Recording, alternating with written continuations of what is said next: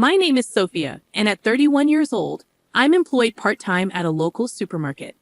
As November unfolds, the pace picks up, signaling the approach of the year's end. Manager, I need to discuss taking some time off for Christmas. Would that be possible? I inquire. Quite unusual for you to request time off, Sophia, the manager remarks. Well, my husband and I are considering spending Christmas at his parents' place this year. I'll need the 24th and 25th off, I explain. Oh, I see. That's perfectly fine. You've been a dedicated worker, Sophia. Your help is much appreciated, the manager responds. Isn't your husband's family quite a distance away? You're local, right? The manager asks. Yes, I'm from the neighboring town, but my husband hails from Boston, I confirm. Boston, that's quite the journey, the manager observes. It is, unfortunately. Due to circumstances, we haven't had the chance to introduce Alexander yet, I explain. I understand now. You definitely should go and visit. Family comes first, the manager nods. Thank you. I really appreciate your understanding. I express my gratitude. Alexander is my son, now 2 years old, and he's currently enrolled in a childcare center. When he was born, certain societal issues made it challenging to introduce him to our extended family, and we haven't found the right moment since. But things have started to settle down recently, and Christmas seemed like the perfect opportunity. My husband, Lucas, works as a medical technician at a hospital, so getting time off has been tricky, which is why we're particularly eager to make this trip happen. Think you'll be able to swing some time off for Christmas?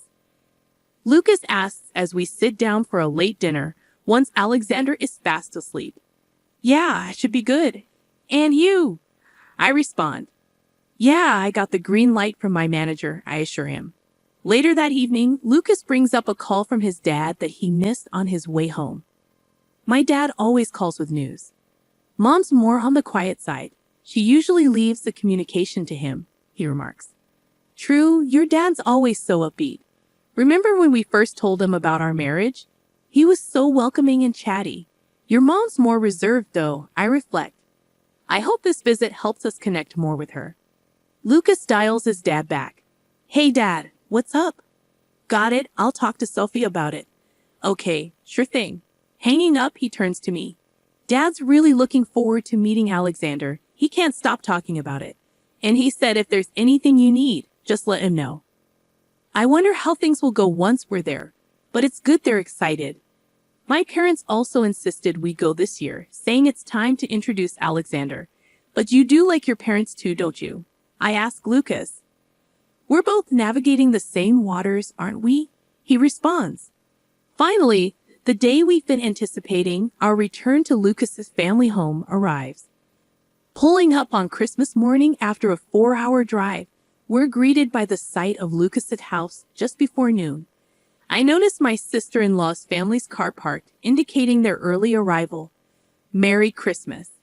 We announce upon entering, met with father-in-law's warm smile. Good drive? Take it easy today, he advises, holding Ava, my niece, in his arms. Ava, you've gotten so big, I remark. I'm 6 now, she proudly announces.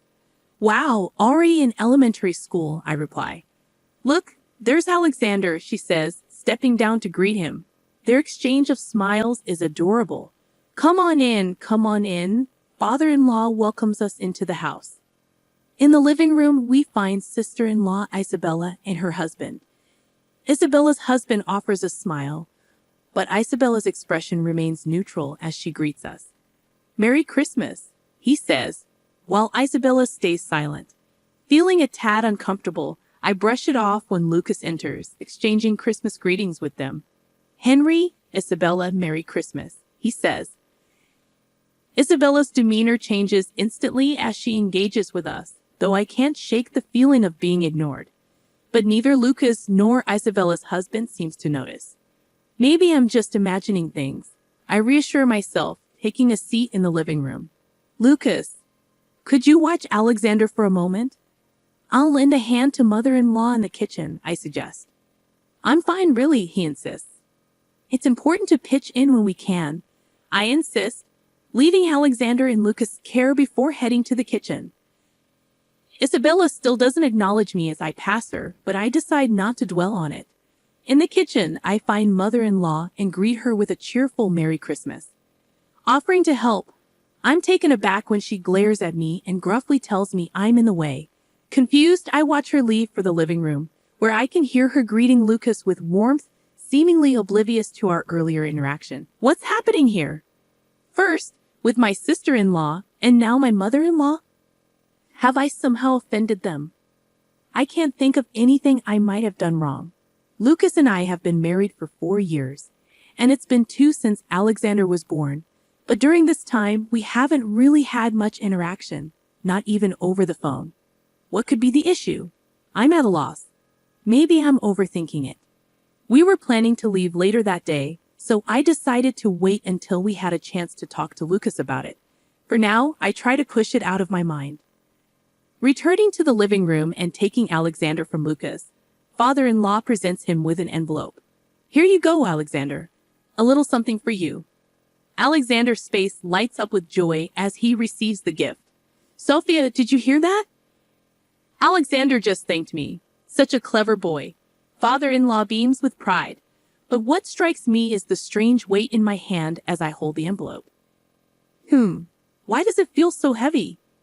I wonder aloud, noticing the peculiar grins exchanged between my mother-in-law and sister-in-law as soon as Alexander receives the envelope. When my father-in-law handed me the envelope the day before, I hadn't sensed anything unusual, but now I couldn't help but wonder, could he have really slipped $100 in here? Is that even appropriate? I decided to attribute it to my parents' doting affection for Alexander. With our home just a 30-minute drive away, we had lunch and then set off after giving Alexander a bath and tucking him into bed. Curious about the contents of the envelope, I peeked inside. It is indeed $100, just like last year. I can't help feeling a bit guilty. Well, I suppose we'll need to reciprocate somehow, won't we? Just like the previous year, my parents hadn't held back. Being their only child, and with Alexander being their first grandchild, I understood their overwhelming fondness. Nonetheless, I was slightly taken aback. Yet, I also felt appreciative, so I made a note of the amount received. Interestingly, my dad seemed equally enthusiastic, perfectly in tune with my father-in-law. This year is shaping up to be quite intriguing, I mused. Last year, since we couldn't meet, they sent us a gift card, right? And it had $100 on it. They were overjoyed to have a grandson, weren't they? I reminisced about my father-in-law's delighted demeanor as he held Alexander the day before. Continuing the conversation, I reached for the envelope. That's when the unexpected occurred. Wait, what? A leaf? To my bewilderment, there was a single green leaf inside the envelope. I was speechless. Lucas, startled by my reaction, exclaimed, "A leaf? What in the world?" He burst into laughter. But amid the confusion, I couldn't shake off thoughts about my mother-in-law and Isabella. Could it be possible? Regardless, I decided to give them a call. They'd surely share my concern. Lucas seemed to think it was all a prank and, chuckling, attempted to call my father-in-law, but there was no answer. Maybe they're in the shower. Let me try calling Mom, he suggested. Dialing his mother's number, Lucas explained the situation about the leaf. From her surprised response, it was evident she was clarifying something to Lucas. Oh, that's what it was. All right, I'll let Sophia know. What? You want to speak to Sophia? Me? Hold on a moment. Lucas relayed her message. Lucas lowered the phone from his ear, a puzzled expression on his face. Mom sounds really sorry. She wants to apologize to you, Sophia. Is that all right? Sure, I responded, taken aback by his unexpected words. Reluctantly, I accepted the phone from Lucas and tentatively greeted, hello. There was nothing but silence from the other end. Then faint laughter, eerily familiar, echoed in the background, resembling Isabella's voice. Hello, mother-in-law? I tried again. Apologize to someone like you? Never. You with your pitiful existence. Came the venomous reply. Your gifts are as worthless as a leaf. Goodbye, paper wife. With that shocking barrage, she abruptly ended the call. In that moment, I realized yesterday's events had been orchestrated out of spite. "What's wrong, Sophia? You seem off," Lucas inquired, noticing my distressed expression. But how could I ever explain to him what had just transpired? First, I needed to ascertain what my mother-in-law had told him. "Hey, what did your mom say to you?" I asked. It turns out Dad accidentally mixed up the gifts Ava had prepared. Remember when Isabella and her family came over for Christmas? Dad had already prepared some monetary gifts, and then Ava wanted to chip in too.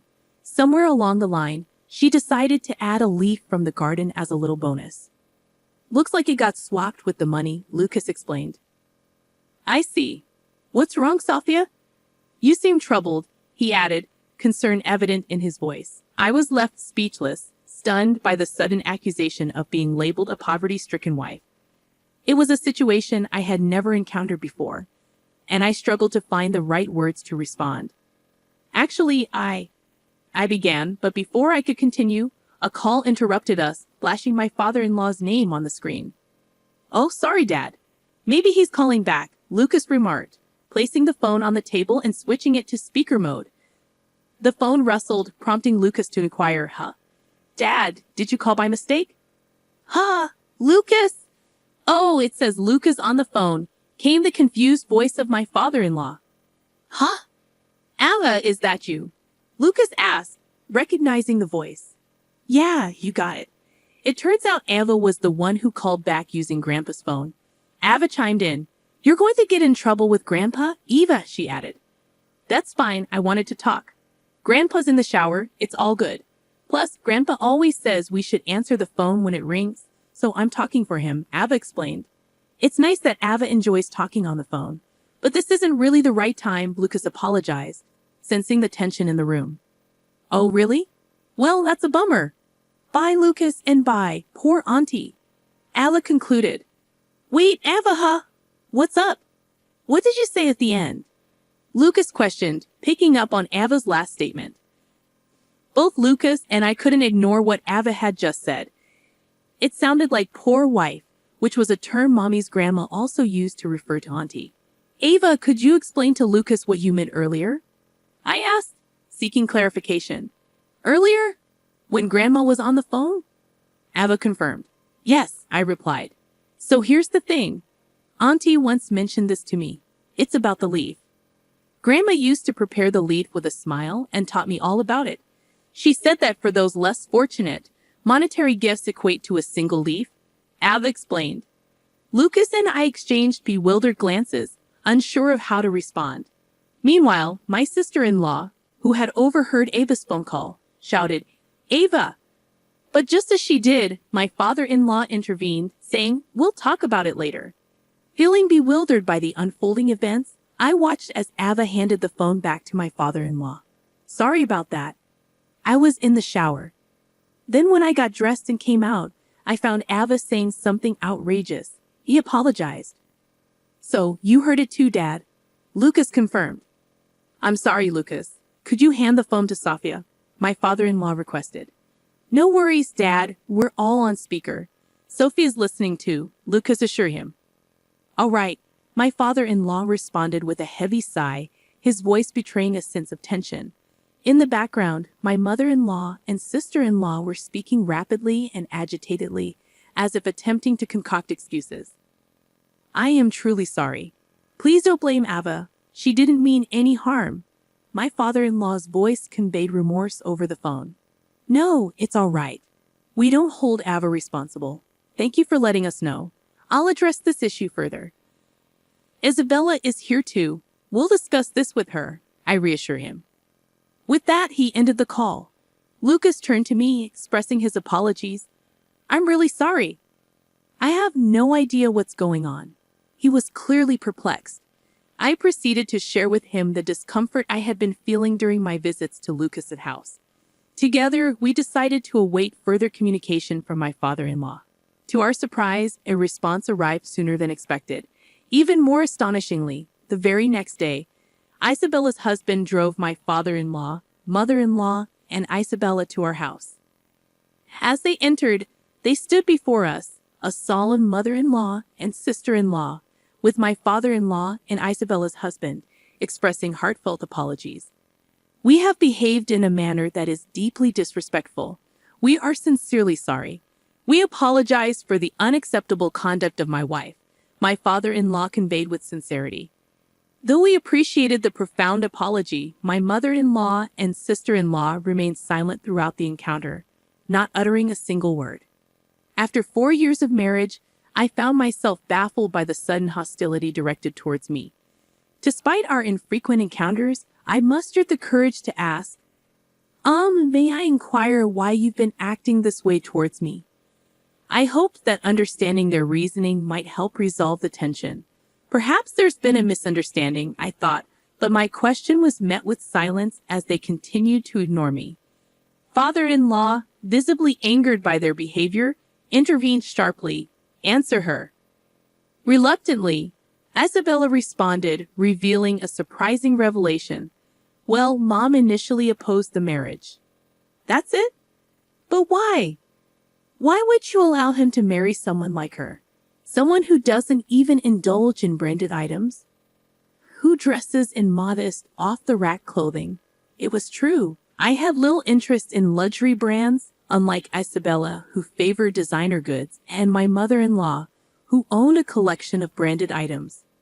So, are you saying this is solely because of that? I pressed on, disbelieving. Really? That's all it is? I simply don't want her in our family. I wish they would divorce soon, and she would just disappear, Isabella retorted callously. How could you utter such disrespect? And what about you? Why are you supporting such a woman? You're a successful professional and elite. Shouldn't you choose a more suitable partner for our family? Despite Lucas' prestigious career as a medical practitioner, they remained resolute, asserting, we cannot accept someone like her into our family, can we? Upon hearing Isabella's unfiltered sentiments, her husband fell into stunned silence. Yet this silence was brief, soon to be interrupted by my mother-in-law's revelation. This disposition was inherited from her, she remarked pointedly. Initially, you see, I had found a suitable partner for Lucas. Despite that, he brought home some unknown woman and announced they were getting married. It was quite a shock. What? You were doing such a thing without informing us? There are boundaries to what's acceptable to do to Sophia, she continued, her tone incredulous. It's not a big deal, right? She's just a poor girl, isn't she? Her parents didn't leave much of an impression either. Rather impoverished, don't you think? Not a single designer label in sight. In essence, she hails from a financially struggling background, doesn't she? My mother-in-law interjected. What? What are you implying? And to love a child born of such a woman? Unthinkable. It would tarnish our precious Ava. We had already arranged for her to marry a friend's child.